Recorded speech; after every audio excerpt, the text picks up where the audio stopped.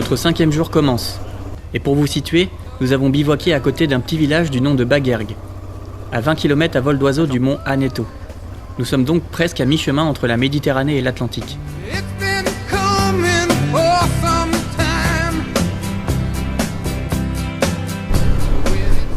Bon, il est presque 9h, on vient de quitter notre campement de la nuit. Il n'a pas plu cette nuit, mais il a fait très très froid. Il faisait 5 degrés et c'était assez dur. Nos sacs de couchage ne sont pas faits pour ces températures-là. Du coup, on a eu froid, on avait fait un feu, ça nous a tenu jusqu'à 1h, 2h du matin, mais vers 4h, vers 5h, on a eu vraiment froid, on n'arrivait pas à se réchauffer. Il y a eu beaucoup d'humidité, beaucoup de rosée, donc toutes les tentes sont trempées. Mais ça va, on reprend la route ce matin. C'est parti, on attaque directement avec du TT. Et j'allais oublier, c'est que Michel, en démarrant, peut-être que les 5 degrés ont été fatals pour sa batterie, il a plus du tout de batterie. Donc, plus rien, du tout. Donc on a démarré à la poussette, on a eu la chance qu'il y avait une descente juste à côté.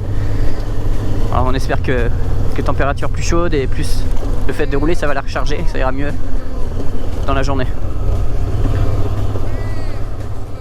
En fait, ce n'est pas un problème de batterie. Il y a du contact. Les feux s'allument, même moteur coupé. Le fusible général est bon. Michel a un peu peur que ce soit le démarreur qui soit HS. Mais il y a un test tout simple.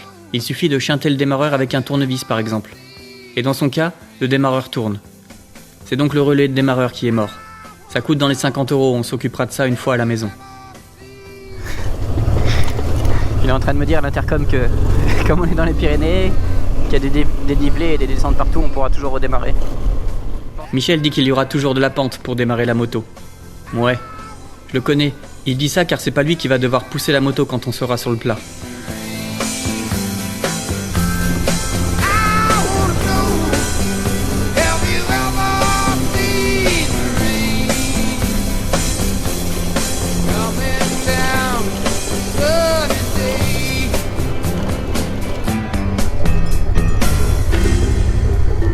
Allez les vaches, on se pousse. Voilà. Merci. Gracias. On croisera beaucoup de bétail aujourd'hui. Elles sont pas bien là, en liberté?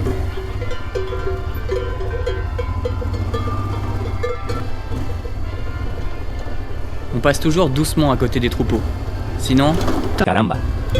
Et voilà. Ouais. Doucement, on a dit. Vous voulez faire un départ? Arrêtez. Ça, il y en a encore plein.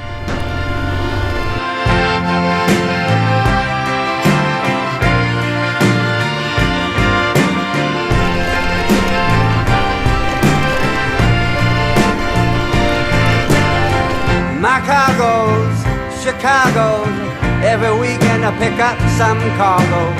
I think I know the bloody way by now, Frankie. And turn the goddamn radio down, thank you.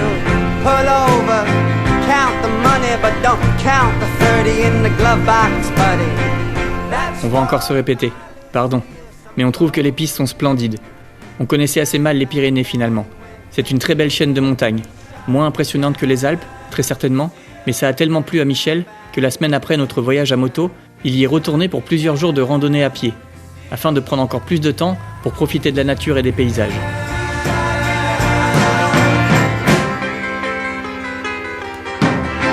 Zones, double fines, don't pass the double lines, trailer, McDonald's, rest stop trailer, double wide. I saw a man hit my mom one time, really, I hurt him so damn bad, I had to hide in Jersey. Called my mom, I told her, in the dresser, there's $10 or $20, but there ain't no lesser.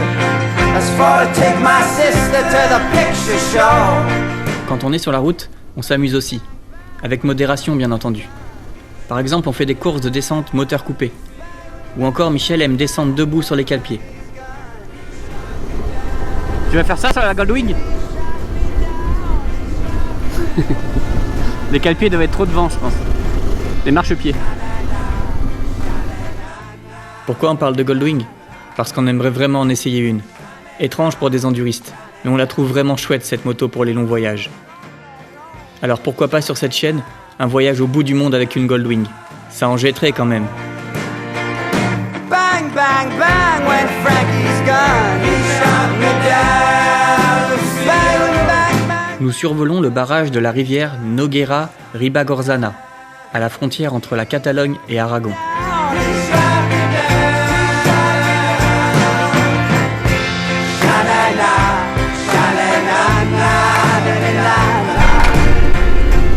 Pour ceux qui se demandent comment je recharge les batteries du drone, en fait j'ai une prise allume-cigare ici et avec ici un transformateur 12-220. Donc voilà, juste à brancher la batterie de drone et ça recharge en roulant. Une petite demi-heure et c'est rechargé. Du coup j'ai 2 batteries, ça me fait j'alterne, c'est parfait. Je peux voler quand je veux.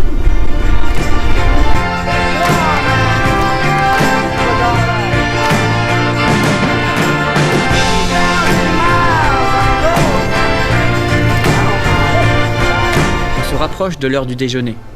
Les estomacs gargouillent. Mais pourtant on ne s'arrête pas. On profite de la piste devenue rouge. La texture est sympa. Un peu souple par endroits. On a envie de mettre du gaz mais il faut rester vigilant. Il y a toujours des cailloux. C'était bien ça.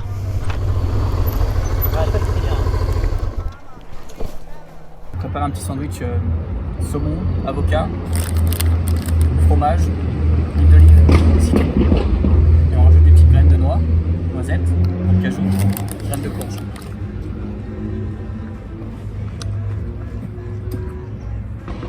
Un délice.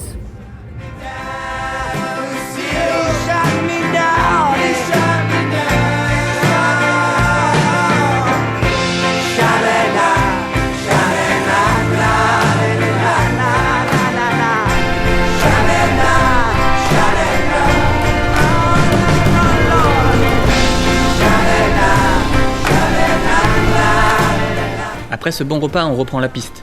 Quelques dizaines de kilomètres assez similaires à ce qu'on a fait jusque-là. Un peu plus loin, on tombe sur une piste en descente, tout enlacée, avec beaucoup de cailloux dans les virages. La caméra écrase un peu tout ça, ça semble bien moins impressionnant en images. Les freins arrière ont même commencé à chauffer. Le liquide doit monter en température et on sent le frein arrière devenir mou. Par ici. Et ça freine un petit peu en cas d'urgence, mais je voulais le laisser vraiment refroidir.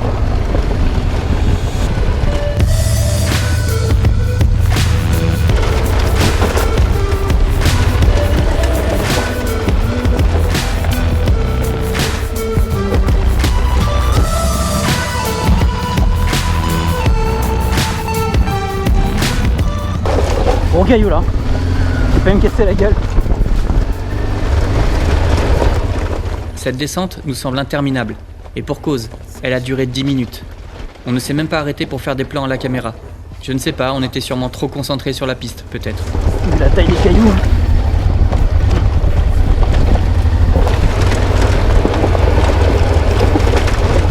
Tu vas où là? Ouais, t'as raison. Peut-être moins de pierres là-bas.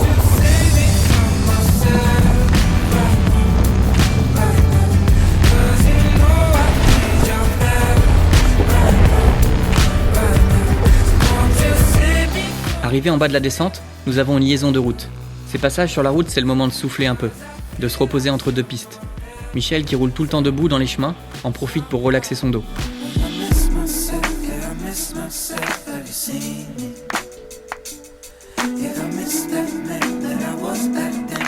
Il y a 2 jours, nous avons reçu un message d'Alex, un abonné, qui fait aussi la transpyrénéenne d'ouest en est, avec sa Husqvarna 701.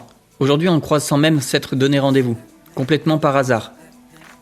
On le reconnaît de suite. Des 701 en solo, ça ne court pas les rues, ni les chemins. On fait sa rencontre, il est super sympa. Un Charentais, c'est sûrement pour ça. Tellement sympa qu'il nous laisse faire un tour avec son jouet. Merci encore, Alex. Bon, on vient de croiser un pote, un nouveau pote qui s'appelle Alex, qui arrive de La Rochelle, il fait la transpyrénéenne dans l'autre sens. Et il m'a gentiment prêté sa 701 pour que je l'essaye et c'est vraiment la folie. Ça marche.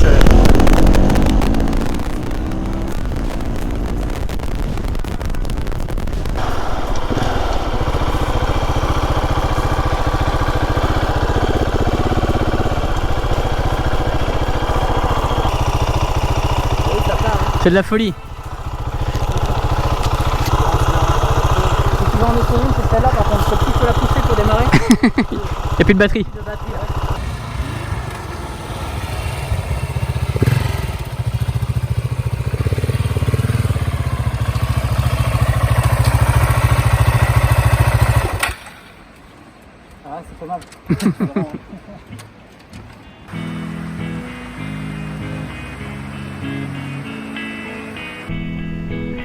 On remonte sur nos tanks, devenus encore plus gros et lourds depuis qu'on leur a fait des infidélités avec la 701.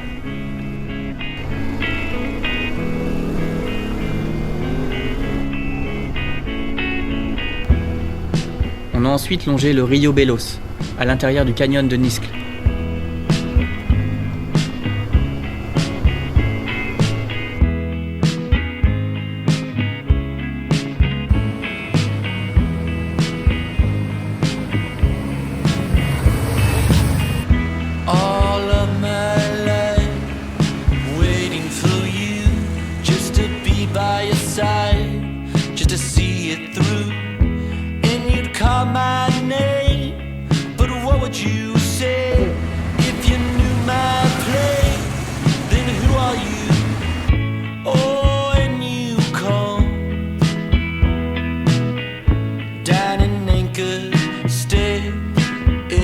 La météo annonce de la pluie pour cette nuit, et demain toute la matinée.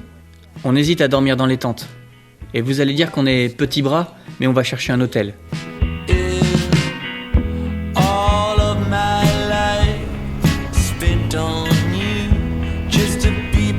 On en trouve un dans la ville de Jaca.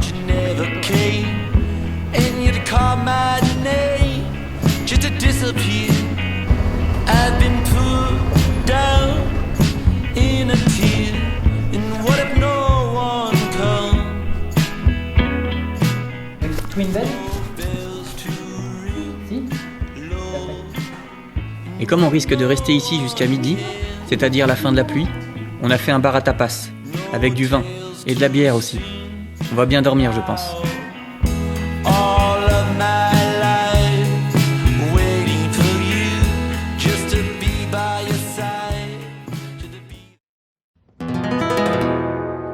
Aujourd'hui, on se réveille vers 10h.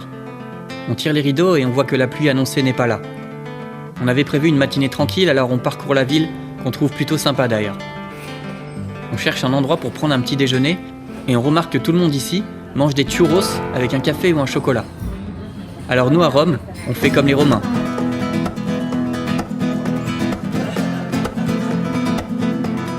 Il semble que notre hôtel hébergeait plein de motards cette nuit-là. On est déçus de ne pas parler espagnol, on aurait pu échanger un petit peu.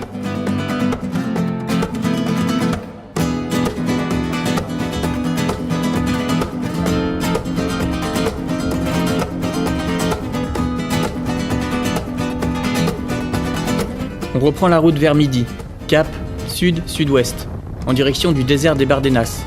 C'est plus vraiment la Transpyrénéenne d'aller jusqu'à là-bas, mais on voit souvent des images de ce désert dans les road trips. Alors on souhaite aller voir par nous-mêmes. Et bien sûr, on va y aller par les pistes.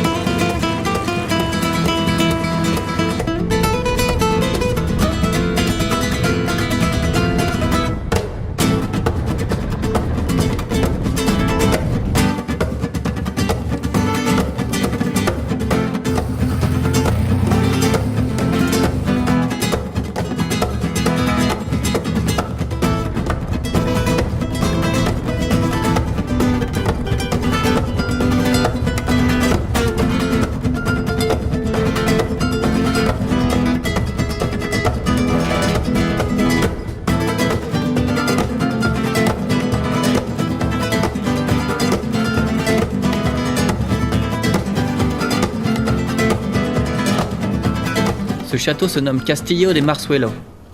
Château du XIe siècle, aujourd'hui en ruine. On ne savait pas que notre trace passait par un si bel endroit. C'est donc une bonne surprise. On dirait que ce château marque un peu la fin des Pyrénées. Les vues du ciel montrent une grande étendue plane à l'horizon. On se demande si on peut voir le désert des Bardenas d'ici. Nous sommes seulement à 70 km à vol d'oiseau.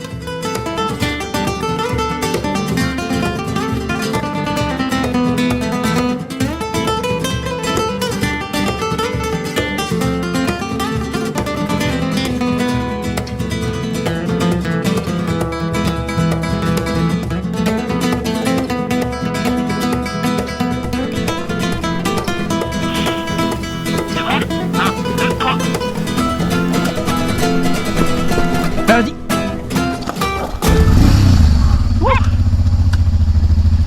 C'est mon petit coup de poussage qu'il a fait. On quittera notre château et sa vue splendide vers 14h. On a pris un petit déj un peu tard, mais il va être l'heure de trouver quelque chose pour déjeuner.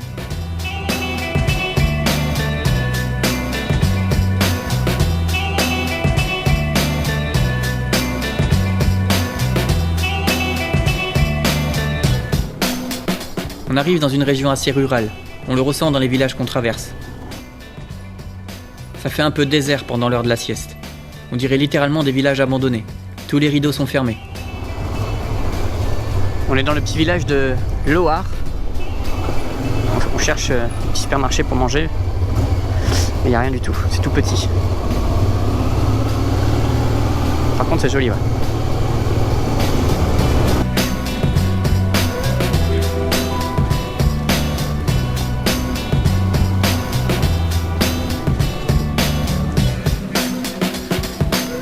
On continue notre trace de 4x4 quand on voit sur nos téléphones qu'elle fait demi-tour. Alors on va voir pourquoi. On se dit qu'à moto on peut sûrement passer. Finalement la trace de 4x4 se transforme en single track.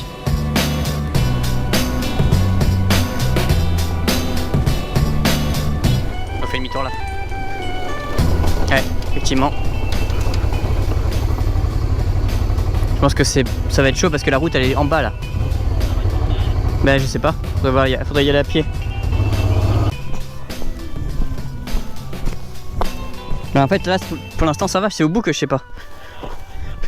Au bout on se demande s'il n'y a pas un grand talus, des escaliers ou un fossé, impossible à passer en moto. Un coup de gaz et boap. Ah, je pense que ça va le faire, hein. Je suis presque au bout.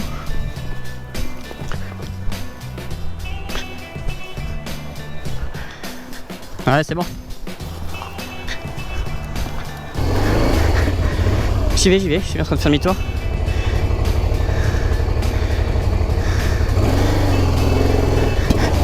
Mais caramba. Oh putain, caramba. Je l'ai fait tomber. J'ai réussi, c'est bon. Ouais. Alors attends, je redémarre.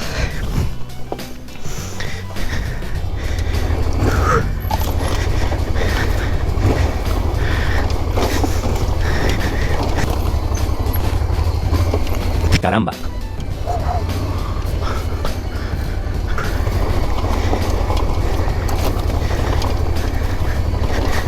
En fait cette descente fut assez simple.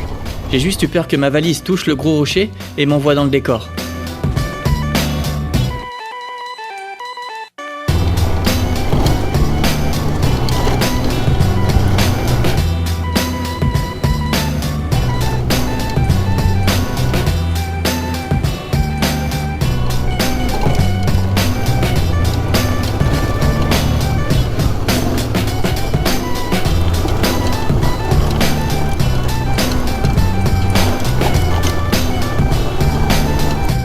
Puis on arrive sur une piste qui a été travaillée par des tracteurs, sûrement pour niveler les ornières de l'hiver creusées par les 4x4.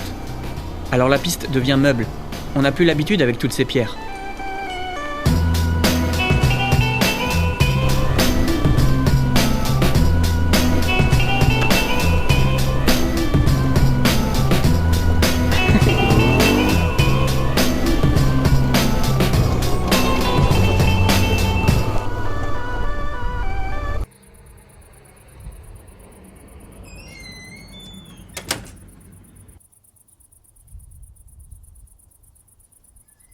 C'est finalement à 17h qu'on trouvera une station-service. On y trouve des salades déjà préparées, en conserve, limite mangeables, mais par contre il y a des glaces délicieuses. Il faut savoir qu'il fait environ 35 degrés, donc ça fait plaisir une bonne glace. On en profitera pour vérifier la pression des pneus, vérifier les niveaux et passer un coup de polish.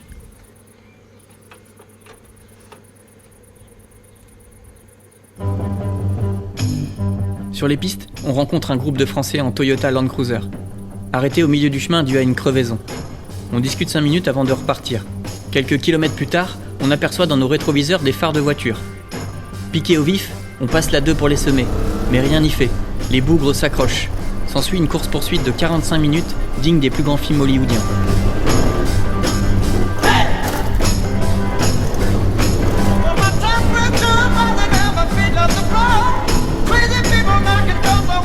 On a croisé beaucoup de 4x4 depuis le début, mais d'habitude ils se traînent. Ouais, mais franchement, ça m'impressionne. Hein. Ça doit bouger dans le machin. Et sur les voies, tout à l'heure, quand on ralentit, attention là. Attention à gauche, t'as 2 passages dangereux. À droite, pardon. Eh Jeff, les gars, sur les voies de tout à l'heure, on va quand même pouvoir leur dire que c'est pas les vrais jours. Ah ouais, ça envoie bien. L'autre devant, il s'échappe.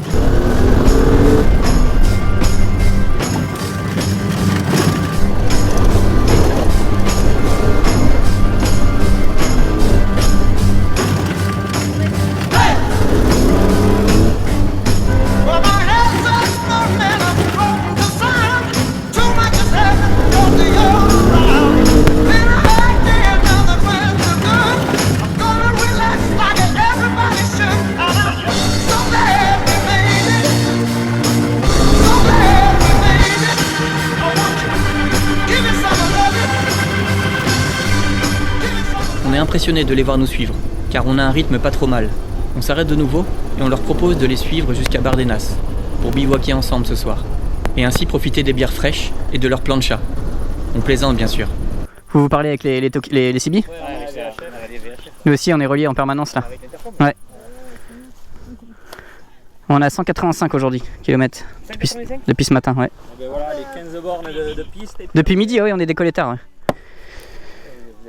Bon. Allez. Allez, yallah. Ouah.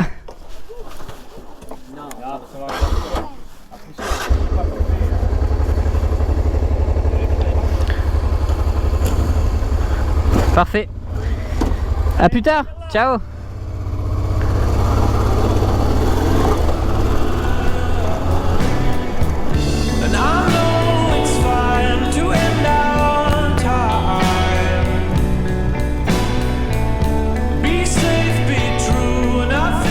Quelques kilomètres plus tard, on tombe nez à nez avec une grosse mare de boue. On va laisser les 4x4 passer devant, pour qu'ils sondent la profondeur. Il y a de l'eau jusqu'à l'attelage quand même. Allez, il faut y aller. Michel se lance en premier.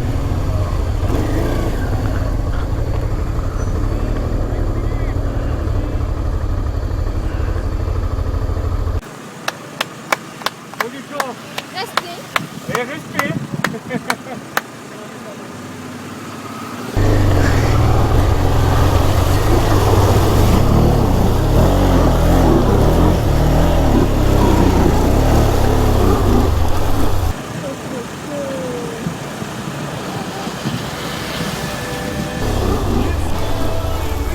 Ça passe.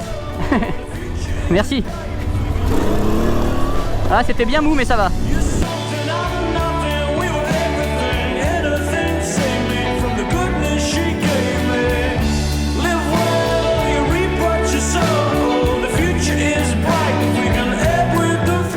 Ce fut une belle rencontre. On a passé une bonne soirée. Ce qui pouvait être une journée tranquille, en s'éloignant des Pyrénées vers le désert des Bardenas, s'est avéré être notre plus longue journée de tout terrain. 8 heures de moto et 250 km.